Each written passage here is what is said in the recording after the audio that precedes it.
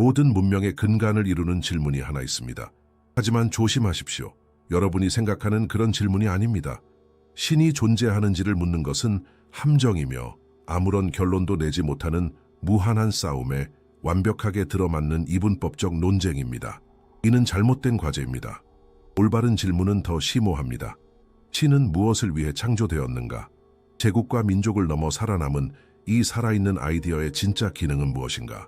왜냐하면 결국 신이라는 개념은 우리 종의 집단 의식 속에서 자라난 가장 깊은 뿌리이기 때문입니다.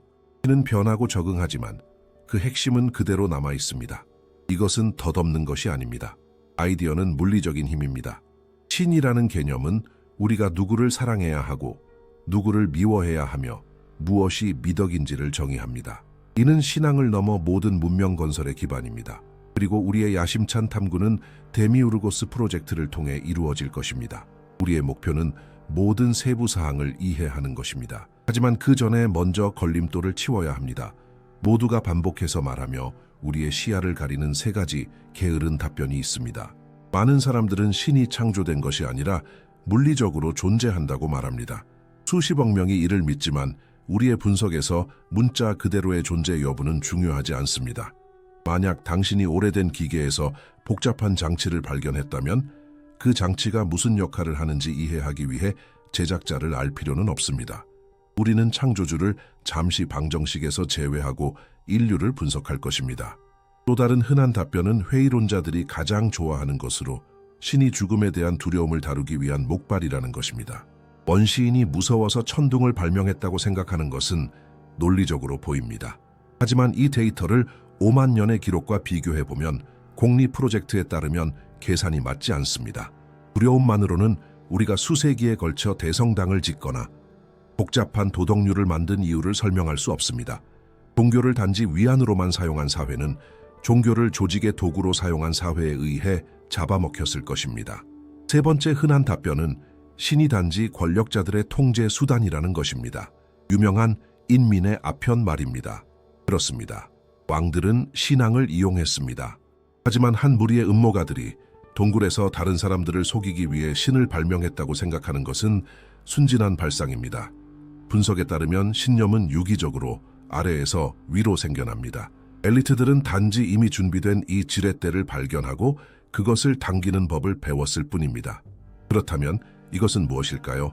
신이라는 개념은 그것을 지닌 사람의 행동을 수정할 수 있는 보이지 않는 도구입니다.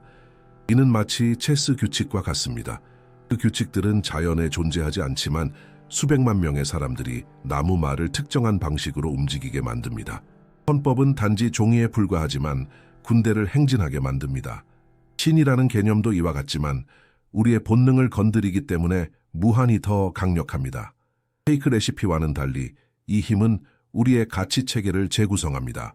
프로젝트가 두 개의 인간 집단을 시뮬레이션 했을 때 하나는 오직 기본적인 본능에 따라 살고 다른 하나는 신성한 감시를 믿는 집단이었습니다. 그 결과는 참혹했습니다. 신념을 가진 집단은 내부 폭력을 줄이고 협력을 늘렸습니다. 이 아이디어는 생존의 개선책이었습니다. 공존의 문제를 해결하지 못한 신념들은 그것을 따르던 민족들과 함께 사라졌습니다. 오직 가장 효율적인 것들만 남았습니다. 하지만 이 도구가 그렇게 복잡하다면 그것이 해결하러 온 거대한 문제는 무엇이었을까요? 우리는 길거리 개들로부터 자신을 보호하기 위해 만리장성을 쌓지 않았습니다. 도구의 크기는 문제의 크기에 상응합니다. 답을 찾으려면 하늘을 보지 마십시오. 두개골 속을 들여다보십시오. 우리는 이 씨앗이 싹 트는 토양, 즉 인간의 뇌를 이해해야 합니다. 그리고 우리의 뇌는 진리나 완벽한 논리를 찾도록 만들어지지 않았습니다. 내일까지 우리를 살아남게 하도록 만들어졌습니다. 5만 년 전, 당신은 아프리카 사바나의 한 조상입니다. 이 큰 풀이 흔들리고 바싹 마른 나뭇가지가 부러지는 소리를 듣습니다. 당신의 뇌는 그 순간 단 두 가지 해석의 선택지만을 가집니다. 그저 바람일 수도 있고 숨어있는 사자일 수도 있습니다. 만약 당신이 사자라고 가정했지만 단지 바람이었다면 당신은 실수를 한 것입니다. 당신은 달리고 에너지를 낭비하고 괜한 두려움을 느낍니다. 하지만 당신은 살아남습니다. 이제 상황을 반대로 해봅시다. 만약 당신이 바람이라고 가정했지만 실제로는 사자였다면 당신은 치명적인 실수를 한 것입니다. 당신은 죽고 당신의 유전자는 영원히 게임에서 사라집니다. 가혹한 자연은 특정한 유형의 정신을 선택했습니다. 바로 편집증적인 정신입니다. 우리는 위험이 없는 곳에서도 위험을 보았던 겁쟁이들의 후손입니다. 우리의 뇌는 과민하게 반응하는 영이 감지기와 같습니다. 실제 화재에서 한 번 실패하는 것보다 토스트가 탔을 때 10번 울리는 것이 낫습니다. 이러한 생물학적 특성은 우리로 하여금 모든 것에서 의도를 보게 만듭니다. 도움이 있는 곳에는 누군가가 있습니다. 움직임이 있는 곳에는 의지가 있습니다. 우리는 배후의 행위자를 상상하지 않고는 어떤 사건도 볼 수 없습니다. 번개는 우연히 치는 것이 아니라 누군가가 던진 것입니다. 가뭄은 기후 때문에 일어나는 것이 아니라 누군가가 일으킨 것입니다. 이러한 인식의 오류, 이 과도한 경계심이 이후에 올 모든 것의 생물학적 기반입니다. 하지만 풀숲에서 그림자를 보는 것은 단지 시작, 자연의 영혼에 대한 두려움을 설명할 뿐입니다. 이것은 주술사와 부적은 설명하지만 사제와 신전은 설명하지 못합니다. 사바나를 떠나 제국을 건설하기 위해 이 본능적인 두려움을 피라미드를 세울 수 있는 힘으로 바꾸기 위해서는 무언가 더 필요했습니다. 우리의 편집증적인 뇌는 비옥한 토양을 준비했지만 인류가 이 유령들을 더 큰 무언가로 조직하게 만든 것은 특정한 사건이었습니다. 생존이 빠른 반사 신경 이상의 것을 요구했던 순간이었습니다. 바로 그때 편집증을 권력으로 바꾸는 진정한 공학이 시작되었습니다.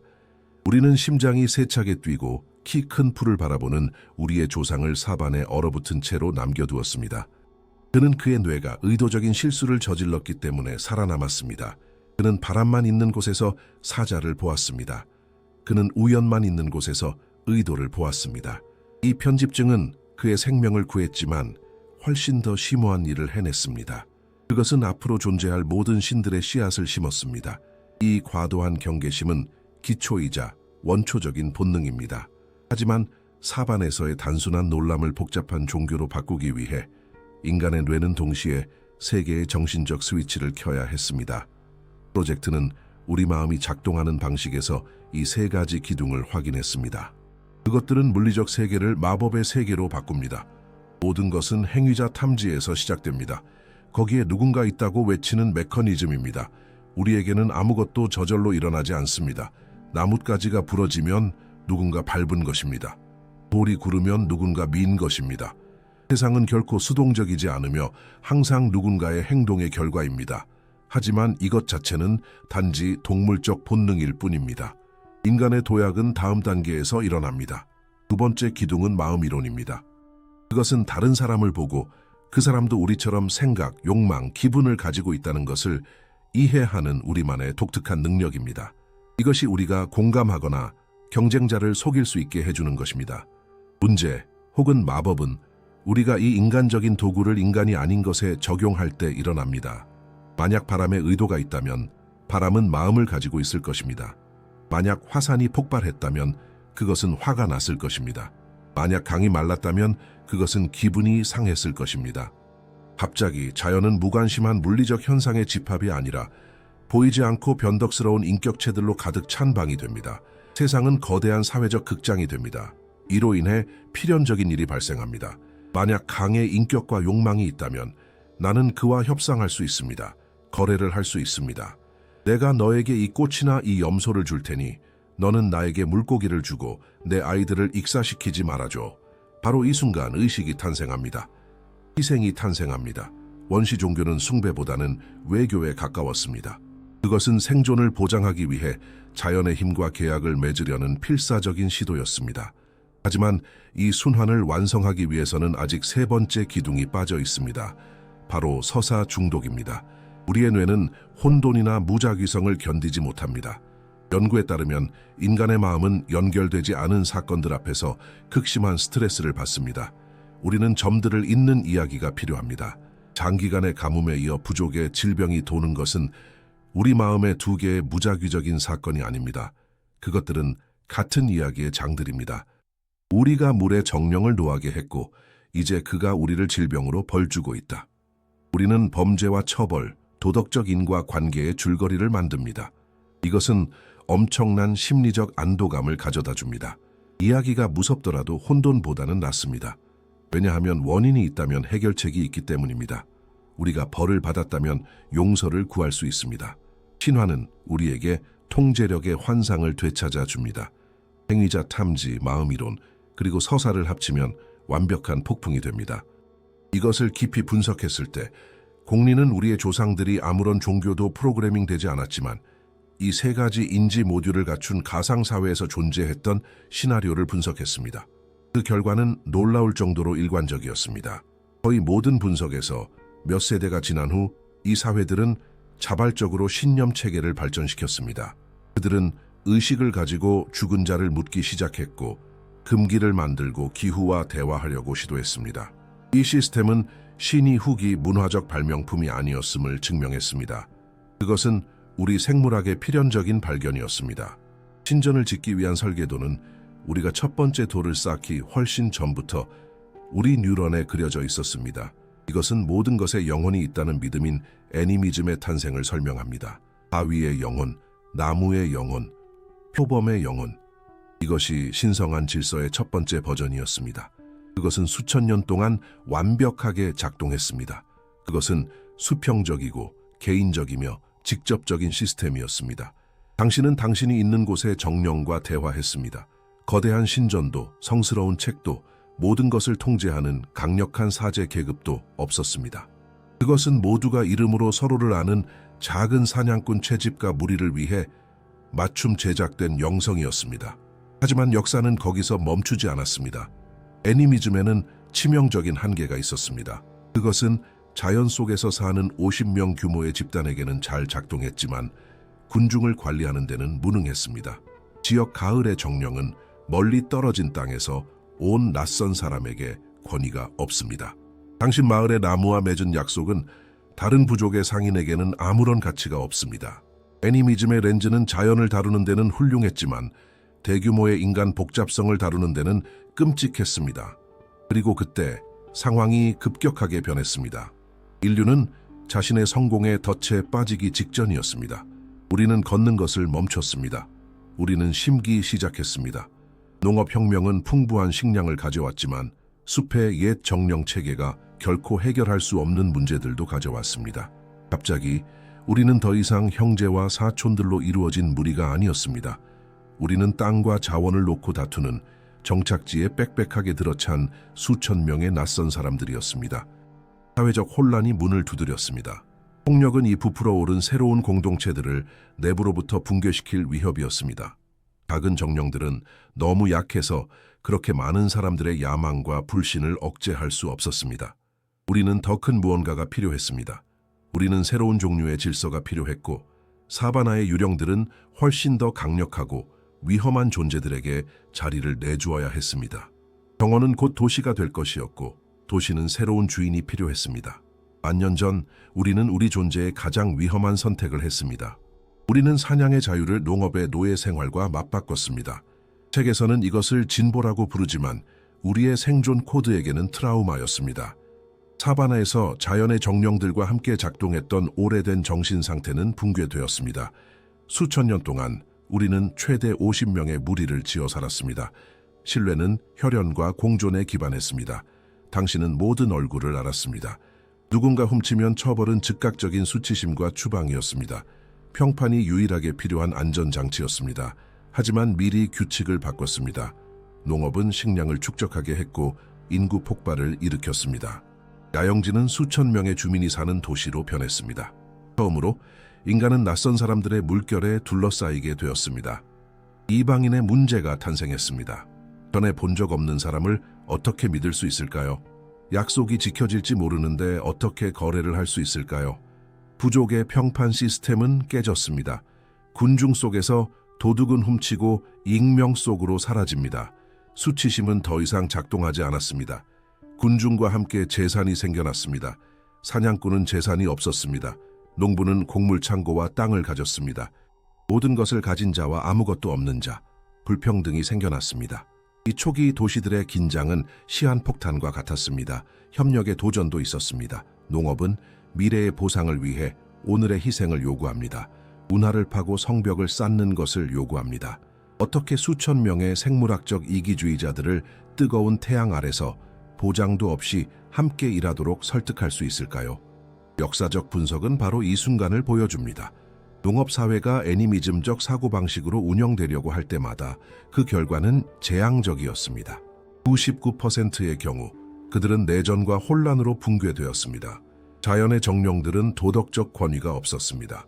가을의 정령은 물고기를 줄 수 있지만 당신이 이웃의 것을 훔쳤는지 신경 쓰지 않습니다. 애니미즘은 호의를 교환하는 시스템이지 법의 시스템이 아니었습니다. 사회 규칙을 어긴 사람을 처벌할 힘이 없었습니다. 인류는 갇혀 있었습니다. 우리는 도시를 가졌지만 그 안에서 살 정신적 준비가 되어 있지 않았습니다. 자멸의 위험은 현실적이었습니다. 우리는 새로운 종류의 감시가 필요했습니다. 모든 길모퉁이에 경찰관을 둘 수는 없었습니다. 우리는 사람들의 머릿속에 경찰관이 필요했습니다. 우리는 어둠 속에서 아무도 보지 않을 때 작동하는 권위가 필요했습니다. 비밀스러운 절도와 속삭이는 거짓말을 보는 누군가가 필요했습니다. 지역의 정령들은 너무 작았습니다. 새로운 규모는 완전한 관할권을 가진 신들을 요구했습니다. 이 순간 모든 것이 변했습니다. 신념은 첫 번째 의도적인 변형을 겪었습니다. 우리는 자연과 협상하는 것을 멈추고 신성한 관료 체제를 만들기 시작했습니다. 질서의 필연성이 탄생했습니다. 신들은 입법가이자 판사가 되었습니다. 그들은 이름과 특정한 기능을 얻었습니다. 신들의 판턴이 생겨났습니다. 계약이 존중되기를 원한다면 정의의 신에게 맹세했습니다. 땅을 보호하고 싶다면 경계의 신을 불렀습니다. 이것이 이방인의 문제를 해결했습니다.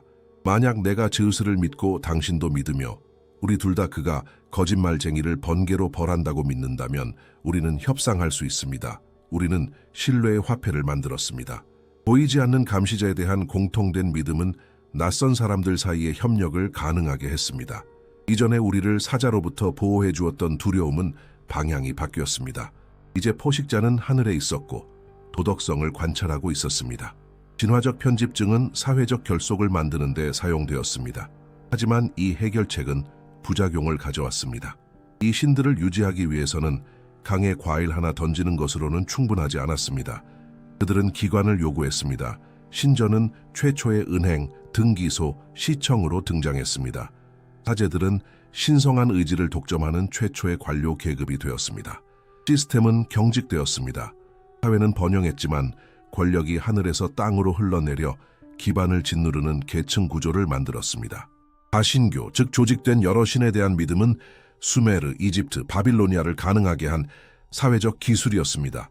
그것은 마을을 제국으로 바꾼 모델이었습니다. 하지만 하늘에 여러 명의 주인이 있는 것은 땅에 여러 명의 주인이 있는 것과 같은 문제를 야기합니다. 신들 사이의 경쟁은 이제 막 시작되고 있었습니다. 질서 시스템은 작동했지만 불안정했습니다. 세상을 지배하기 위해 시스템은 더욱 공격적으로 변해야 했습니다. 다신교는 엄청난 성공이었습니다. 그것은 인류를 무정부 상태의 진흙탕에서 끌어내어 문명의 대리석 계단 위에 올려놓았습니다. 전쟁의 신, 수학의 신, 상업의 신과 같은 전문가 신들 덕분에 우리는 복잡한 도시를 건설할 수 있었습니다. 각 신은 천상정부의 장관처럼 인간 삶의 한 부서를 관리했습니다. 하지만 이 시스템은 그 핵심에 심각한 결함을 가지고 있었습니다. 그것은 바로 지상의 정치를 그대로 반영했는데 서로 싸우는 도시 국가들의 혼돈이었습니다. 내 도시의 신은 당신 도시의 신의 경쟁자였습니다. 마르둑은 바빌로니아를 보호했고 다른 신은 이웃 도시를 보호했습니다. 지상의 전쟁은 하늘에서의 전쟁의 반영으로 여겨졌습니다. 이것은 작은 왕국들에는 잘 작동했지만 성장하고자 하는 제국들에게는 독이었습니다. 각 지방이 서로 다른 천상의 주인에게 복종하고 상충되는 법과 충성심을 가진 거대한 영토를 통치하려고 한다고 상상해 보십시오. 그것은 행정적인 악몽이었습니다. 제국은 통합이 필요하지 항상 논쟁하는 신들의 의회가 아니었습니다. 문명이 다음 단계로 도약하기 위해 대륙 전체를 정복하기 위해 신성한 믿음은 정리가 필요했습니다. 경쟁을 제거해야 했습니다. 이집트는 파라오 아케나톤과 함께 이 새로운 비전을 처음으로 시도했습니다. 그는 동물머리를 한 신들로 가득 찬 판턴을 보고 모두 해고하기로 결정했습니다. 그는 오직 태양 원반인 아톤만이 존재한다고 선언했습니다. 그것은 절대 권력을 중앙에 집중시키기 위한 대담한 시도였지만 실패했습니다. 사회의 면역체계가 이식을 거부했습니다. 옛 사제들은 너무 강했고 사람들은 그들의 오랜 보호자들을 버릴 준비가 되어 있지 않았습니다. 아케나톤은 역사에서 지워졌습니다. 하지만 유일신이라는 아이디어, 그 바이러스는 죽지 않았습니다. 그것은 강대국들 사이에 끼어있는 사막의 작은 유목 부족이라는 예상치 못한 숙주를 찾았습니다. 히브리인들이었습니다. 고대 문헌들은 흥미로운 것을 보여줍니다. 처음에 그들의 신 야훼는 우주에서 유일한 신이 아니었습니다. 그는 단지 그 특정 민족의 신이었고 바알이나 몰렉과 같은 이웃 신들로부터의 보호를 대가로 완전한 충성을 요구하는 질투심 많은 신이었습니다. 그것은 군사적 독점 계약이었습니다. 나는 너희를 위해 싸울 것이고 너희는 다른 누구도 숭배하지 않을 것이다. 시간이 지나면서 이 아이디어는 급진적인 것으로 진화했습니다. 만약 우리 신이 가장 강하다면 다른 신들은 단지 약한 것이 아니라 존재하지 않는 것이다. 그들은 사기다. 그들은 악마다. 그리고 갑자기 하늘은 텅 비었고 오직 하나의 최고 권위만이 남았습니다. 일신교가 탄생했습니다. 그리고 그것과 함께 이제까지 만들어진 것 중 가장 효율적인 권력 구조가 탄생했습니다. 전략적 이점을 생각해 보십시오. 다신교에서는 법이 혼란스럽고 모순될 수 있었습니다. 일신교에서는 법이 단일한 원천에서 나오기 때문에 절대적입니다. 논쟁의 여지가 없습니다. 십계명과 같은 도덕률은 보편적이 됩니다. 살인하지 말라는 더 이상 지역적인 조언이 아니라 우주적인 명령입니다. 게다가 일신교는 지상의 왕들에게 최종적인 정당성을 부여했습니다. 만약 하늘의 모든 것을 다스리는 단 하나의 신이 있다면 땅의 왕은 그의 거울입니다. 황제는 단지 군대를 가진 강한 사람이 아니라 기름 부음 받은 자, 신성한 의지의 대표자가 됩니다. 왕에게 불복종하는 것은 죄가 되었습니다. 이 구조는 제국 확장의 열쇠였습니다. 콘스탄티누스가 로마 제국을 위해 기독교를 채택했을 때 그는 단지 신앙심 때문에 그런 것이 아니었습니다. 그는 정치적 천재였습니다. 낡은 로마 판터는 지치고 분열되어 있었습니다. 제국은 브리타니아에서 시리아에 이르는 민족들을 하나로 묶을 새로운 접착제가 필요했습니다. 하나의 신, 하나의 제국, 하나의 황제라는 개념은 거부할 수 없었습니다. 그것은 충성심을 표준화할 수 있게 했습니다. 갈리아의 병사와 이집트의 상인은 같은 언어를 사용하지 않을 수 있었지만 같은 신에게 기도하고 땅에서 그의 같은 대표자에게 복종했습니다. 종교는 국가에 보이지 않는 인프라가 되었습니다. 하지만 일신교는 다신교 세계가 알지 못했던 새로운 무기, 즉 신성한 불관용을 가져왔습니다. 고대 세계에서는 도시를 정복하면 그들의 신들을 당신의 컬렉션에 추가하기만 했습니다. 좋아, 너희는 이 강의 신을 숭배하는구나? 훌륭해, 이제 그는 우리 제국을 위해 일한다. 실용적인 수용이 있었습니다. 유일신은 이것을 바꾸었습니다. 만약 단 하나의 진리만 존재한다면 다른 모든 것은 거짓이다. 그리고 거짓은 싸워 없애야 한다. 카인은 단지 외국인이 아니라 이교도다. 그는 그의 존재의 본질에서 틀렸다. 이것은 단지 땅이나 금을 위해서가 아니라 신성한 정의를 위해 군대를 동원할 수 있게 했습니다. 전쟁은 신성해졌습니다.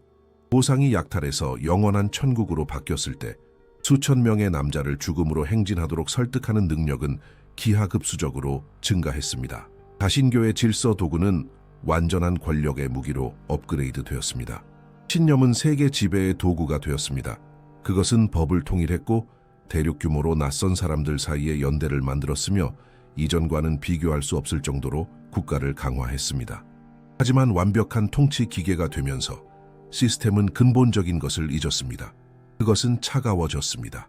황제에게는 훌륭했고 장군과 세금 징수원에게도 훌륭했습니다. 하지만 평범한 사람에게는 어땠을까요? 권력 구조는 뚫을 수 없고 효율적인 돌 요새였지만 그 안에서 인간의 영혼은 여전히 공포에 떨고 외로웠습니다. 구조는 세상을 정복했지만 아직 마음을 완전히 정복하지는 못했습니다. 복종을 달콤하고 자발적인 것으로 만들기 위한 마지막 조각이 빠져 있었습니다. 고통을 가치 있게 만들 약속이 빠져 있었습니다. 권력 구조는 완성되었습니다. 일신교는 황제들에게 사회 통제의 만능 열쇠를 건네주었습니다. 하나의 신, 하나의 왕, 하나의 법. 그것은 수백만 명의 사람들을 질서 있게 유지하고 행진하고 세금을 내게 할 수 있는 강철 구조였습니다. 관료적 군사적 효율성은 부인할 수 없었습니다. 하지만 이 기계의 중심에는 차가운 공허함이 있었습니다. 이 시스템은 집단을 관리하는 데는 훌륭했지만 개인에게는 비참하게 실패했습니다. 만약 당신이 중세의 농부이거나 로마의 노예였다면 제국 구조는 당신에게 복종하고 일하고 국가를 위해 죽으라고 말했습니다. 하지만 당신의 일상적인 고통에 대한 대가로 무엇을 제공했습니까? 삶은 잔인했습니다. 질병은 아이들이 걷기도 전에 그들을 데려갔습니다. 굶주림은 끊임없는 방문객이었습니다. 부리는 강자가 약자의 것을 빼앗고 호소할 곳이 없는 것이 정상이었습니다. 이 거의 보장된 고통의 시나리오 앞에서 인간의 마음은 어떤 권력 체계에도 위험한 질문을 하기 시작했습니다. 왜 내가 계속해야 하는가? 만약 삶이 단지 고통과 완전한 소멸의 연속이라면 복종은 의미를 잃습니다. 아무것도 중요하지 않다는 믿음인 허무주의는 모든 문명의 가장 큰 적입니다. 삶에서 의미를 찾지 못하는 사람은 잃을 것이 없는 사람입니다. 그리고 잃을 것이 없는 사람들은 통제할 수 없습니다. 모델은 시급한 새로운 적응이 필요했습니다. 더 이상 질서나 권력의 교정이 아니라 의미의 교정이었습니다. 고통을 설명하고 그것을 유용한 것으로 바꾸는 무언가가 필요했습니다. 바로 여기서 시스템은 가장 뛰어나고 인간적인 기동을 실행했습니다. 불멸의 영혼과 최후의 심판의 발명이었습니다. 그때까지 많은 고대 문화에서 사후세계는 그리스의 하데스나 고대 히브리의 스올처럼 어둡고 지루한 곳이었고 선한 자와 악한 자 모두 기억 없는 그림자가 되었습니다. 실질적인 보상은 없었습니다. 하지만 새로운 교리는 인간의 운명을 다시 썼습니다. 그것은 물질적인 삶이 주요 사건이 아니라는 혁명적인 아이디어를 도입했습니다. 그것은 단지 시험일 뿐입니다. 그것은 짧고 불편한 대기실을 거쳐 진정한 존재로 들어가는 입학시험입니다. 이것이 모든 것을 바꾸었습니다. 갑자기 가난은 더 이상 실패가 아니라 영적인 시련이었습니다. 질병은 생물학적 불운이 아니라 신앙의 시험이었습니다. 폭군의 손에 당한 불의는 처벌받지 않고 넘어가지 않을 것이었습니다. 왜냐하면 세상의 끝에 어떤 뇌물도 통하지 않는 최고 법원이 있을 것이기 때문입니다. 이 아이디어는 희망 생성기입니다. 그것은 인간이 견딜 수 없는 것을 견디게 해주는 천재적인 심리적 메커니즘입니다. 이것이 사회 안정에 미치는 영향을 생각해 보십시오. 만약 당신이 부유한 압제자가 영원히 고통받을 것이고 정직한 가난뱅이인 당신이 천국을 상속받을 것이라고 믿는다면 당신의 혁명적인 분노는 줄어듭니다. 당신은 무한한 인내심을 얻습니다. 이것은 정의를 사후 세계로 아웃소싱하여 지금 여기에서의 피비린내 나는 반란을 피하게 합니다. 기독교와 이슬람교는 이 개념을 완벽하게 다듬었습니다. 그들은 영원을 민주화했습니다. 이전에는 파라오와 영웅들만이 신들과 함께 살기를 바랄 수 있었습니다. 이제는 어떤 노예, 어떤 거지, 시스템에서 잊힌 어떤 사람이든 하늘나라의 왕자가 될 수 있었습니다. 그가 해야 할 일은 규칙을 따르는 것뿐이었습니다. 이것은 어떤 칼로도 강요할 수 없는 충성심을 만들어냈습니다. 로마 제국은 순교자의 몸을 부술 수 있었지만 그의 의지를 꺾을 수는 없었습니다. 왜냐하면 순교자는 죽음이 승진인 논리로 움직이고 있었기 때문입니다. 죽는 것이 이득이라고 믿는 적을 어떻게 이길 수 있겠습니까? 이길 수 없습니다. 역사는 이 순간을 종교가 완전한 침공을 완료한 지점으로 식별합니다. 그것은 이미 사반에서의 두려움, 초기 도시에서의 협력, 그리고 제국에서의 정치를 통제하고 있었습니다. 이제 그것은 희망과 가장 깊은 두려움, 즉 존재를 멈추는 것에 대한 두려움을 통제했습니다. 가장 큰 생물학적 공포인 죽음은 마케팅 상품처럼 재포장되었습니다. 죽음을 두려워하지 말고 규칙을 따르지 않았을 때 뒤따를 것을 두려워하라.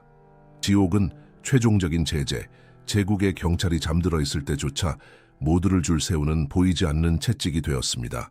그리고 천국은 모두가 계속해서 수레를 끌게 만드는 손에 닿지 않는 당근이 되었습니다.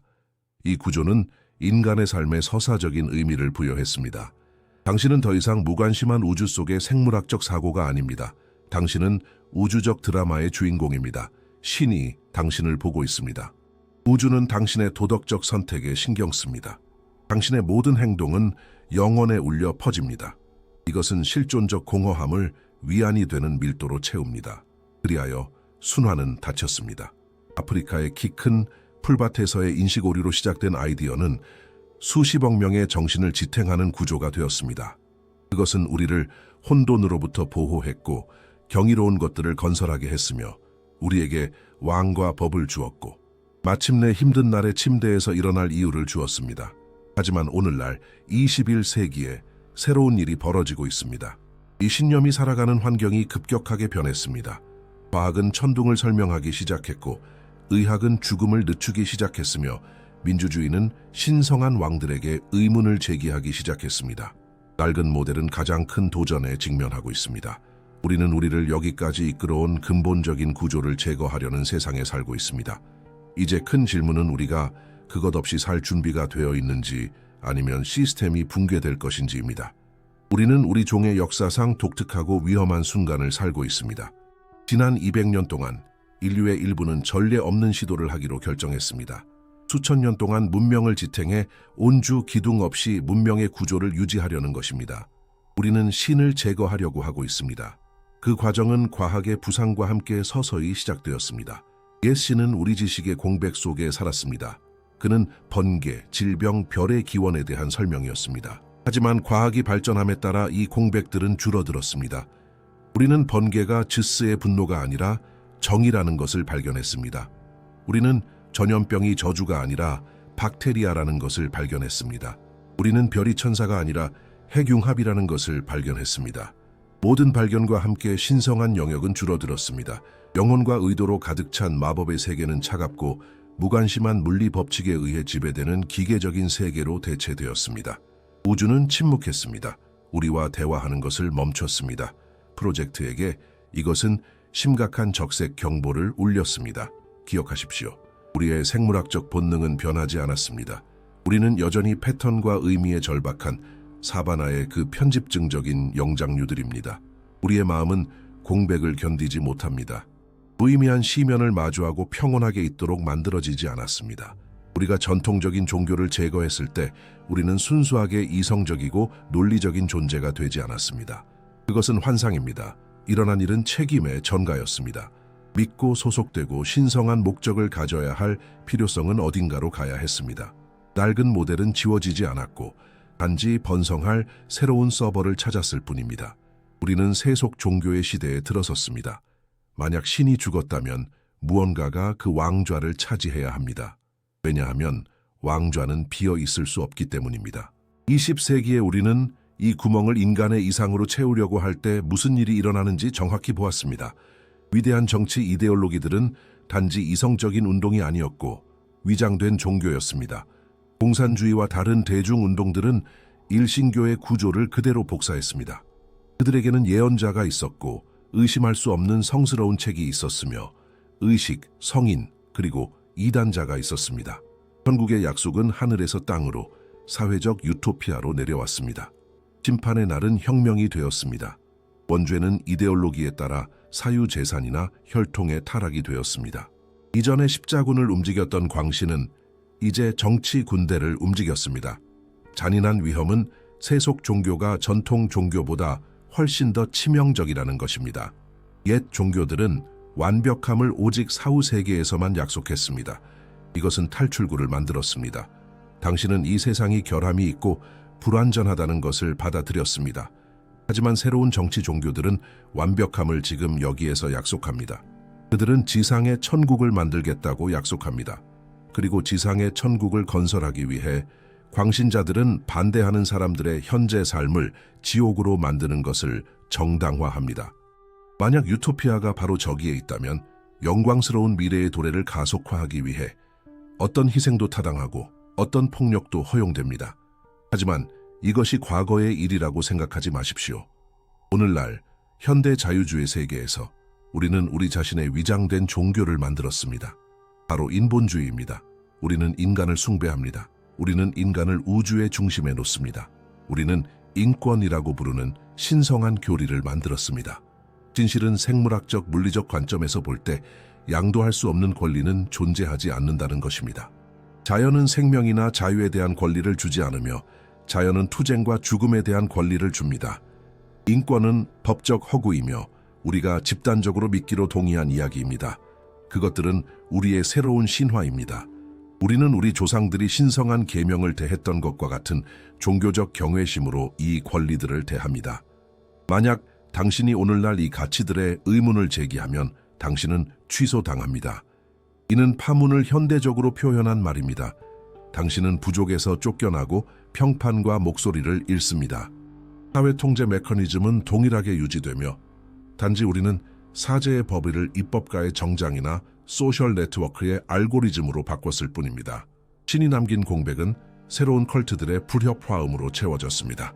우리는 기술이 우리를 죽음에서 구하고 디지털 영생을 줄 것이라고 기대하는 과학 숭배가 있습니다. 우리는 조국을 위해 희생을 요구하는 국가 숭배가 있습니다. 우리는 각 개인이 자신의 진리를 정의하며 자신의 신이 되려고 하는 현대적 나르시시즘인 자아 숭배가 있습니다. 이는 단순한 필멸자가 짊어지기에는 너무 무거운 짐이기 때문에 압도적인 불안감을 낳습니다. 결국 우리는 무신론자가 아닙니다. 결코 아니었습니다. 우리는 단지 자신의 신념의 기원을 잊은 신자들일 뿐입니다. 우리는 낡은 종교적 논리를 새로운 옷을 입혀 사용하고 있으며 같은 낡은 기능에 다른 이름을 붙이고 있습니다. 우리는 계속해서 예언자를 찾고 마녀를 사냥하며 종말을 기다리고 구원을 절실히 바라고 있습니다. 신화 없이 살려는 시도는 실패했습니다. 인간은 빵과 사실만으로는 살 수 없습니다. 그는 의미가 필요합니다. 그리고 이제 각각 자신만의 신성한 진리를 가진 수천 개의 디지털 부족으로 분열된 우리는 새로운 붕괴의 직전에 있습니다. 옛 코드는 제국들을 통일했습니다. 새로운 상황은 우리를 양립할 수 없는 현실의 거품들로 나눕니다. 우리는 진화적 교착 상태에 있습니다. 우리는 사바나의 순진함으로 혹은 고대 제국들의 맹목적인 복종으로 돌아갈 수 없습니다. 하지만 우리는 또한 과학적 허무주의의 차가움 속에서 살 수도 없습니다. 현재 모델은 소진되었고 갈등과 고뇌를 낳고 있습니다. 우리는 합성이 필요합니다. 우리는 아마도 처음으로 의식적으로 그것을 다시 쓰기 위해 메커니즘을 이해해야 합니다.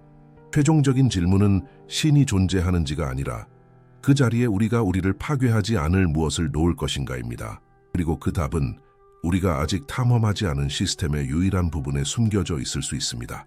우리는 인류의 가장 복잡한 역사에 대한 여정의 마지막 지점에 도달했습니다. 우리는 사바나에 있던 한 조상의 등골이 오싹해진 첫 순간부터 대리석 대성당과 대중 이데올로기에 이르기까지의 길을 걸어왔습니다. 우리는 두려움이 어떻게 의식이 되었고 의식이 어떻게 법이 되었으며 법이 어떻게 영원한 희망의 옷을 입었는지 보았습니다. 신이라는 개념은 우리를 여기까지 이끌었고 우리 종을 멸종과 혼돈에서 구했지만 복종과 피라는 높은 대가를 요구했습니다. 이제 미래를 마주한 우리의 분석은 마지막으로 불안하고 아이러니한 사실을 보여줍니다. 인류가 스스로를 세속적이고 이성적이라고 선언하는 바로 이 순간에 우리는 우리 자신의 손으로 모든 고대 예언의 문자 그대로의 실현을 건설하고 있습니다. 우리가 기술로 무엇을 만들고 있는지 보십시오. 우리 조상들은 모든 것을 보고 모든 것을 알고 모든 것을 기억하는 신을 상상했습니다. 오늘날 우리는 클라우드를 구축했습니다. 인터넷은 결코 잊지 않습니다. 카메라, 위성, 마이크는 모든 걸음, 모든 말, 모든 심장 박동을 기록합니다. 우리는 디지털 전지전능을 만들었습니다. 그들은 생각을 읽고 의도를 판단하는 신을 상상했습니다. 오늘날 예측 알고리즘은 당신이 무엇을 사고 싶어 하는지, 누구에게 투표할 것인지, 그리고 누구와 사랑에 빠질 것인지를 당신이 알기도 전에 압니다. 그들은 당신에게 콘텐츠를 제공하기 위해 당신의 비밀스러운 두려움과 희망을 분석합니다.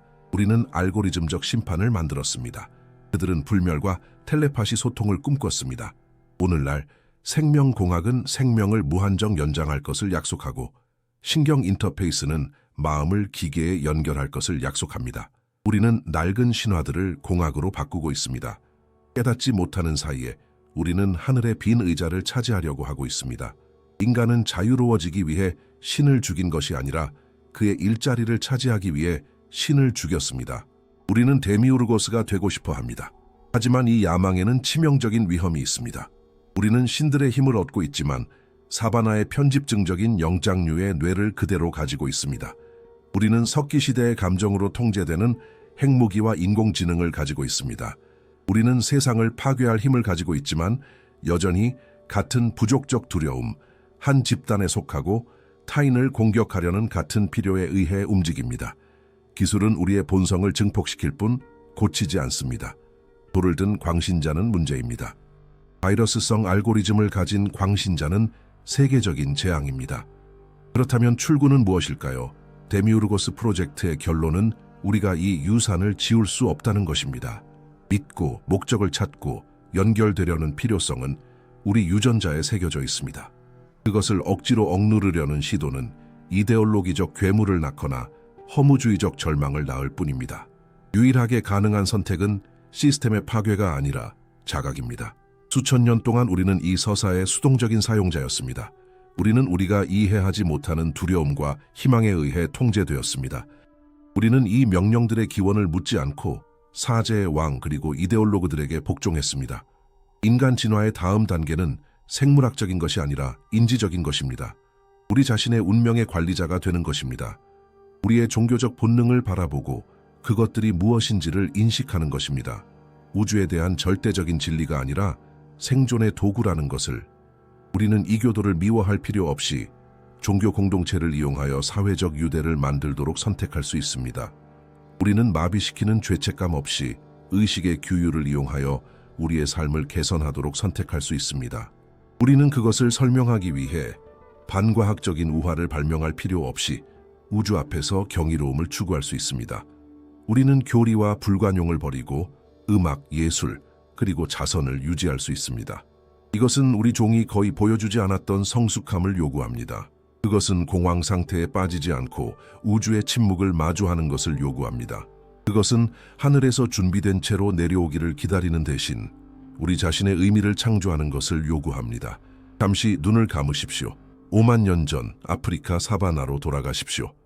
얼굴에 와 닿는 따뜻한 바람을 느끼십시오. 키 큰 풀밭에서 나는 소리를 들으십시오. 그 원초적인 두려움, 어둠 속에 더 큰 무언가가 숨어 있다는 그 느낌은 여전히 당신 안에 있습니다. 그것은 결코 사라지지 않을 것입니다. 그것은 살아남은 자의 유산입니다. 하지만 이제 당신이 눈을 떴을 때 당신은 진실을 압니다. 마법의 사자와 복수심에 불타는 정령은 존재하지 않습니다. 오직 바람과 당신을 보호하기 위해 이야기를 만들어내는 당신 자신의 마음만이 존재합니다. 위대한 계시는 신이 존재하지 않는다는 것이 아닙니다. 계시는 우리가 그를 창조했다는 것입니다. 우리는 이제까지 이야기된 가장 위대한 이야기의 작가들입니다. 그리고 만약 우리가 그것을 썼다면 우리는 결말을 편집할 힘을 가지고 있습니다. 우리는 우리의 오래된 창조물들의 노예가 될 필요가 없습니다. 데미우르고스 프로젝트는 여기서 보고서를 마칩니다. 메커니즘은 열렸고 톱니바퀴들은 노출되었습니다. 세상을 지배하는 기계는 신성한 것이 아니라 인간적인, 너무나도 인간적인 것입니다. 그리고 이제 당신이 그것이 어떻게 작동하는지 알았으니 최종적인 질문은 더 이상 신은 무엇을 위해 창조되었는가가 아닙니다. 우리가 당신에게 남기는 최종적인 질문은 다음과 같습니다. 이제 당신이 시스템의 열쇠를 가졌으니 그 자리에 무엇을 세우시겠습니까? 인류의 역사는 다음 장을 기다리고 있습니다. 그리고 이번에는 작가는 바로 우리입니다. 이 심층 분석이 마음에 드셨다면 채널을 구독해 주시는 것이 저희의 공리 연구 프로젝트를 확장하는 데 도움이 됩니다. 영상 주제에 대한 여러분의 생각을 댓글로 읽고 다음 주제에 대한 제안도 듣고 싶습니다. 어느 도시에서 저희를 보고 계신지 알려주세요. 끝까지 함께 해주셔서 감사합니다.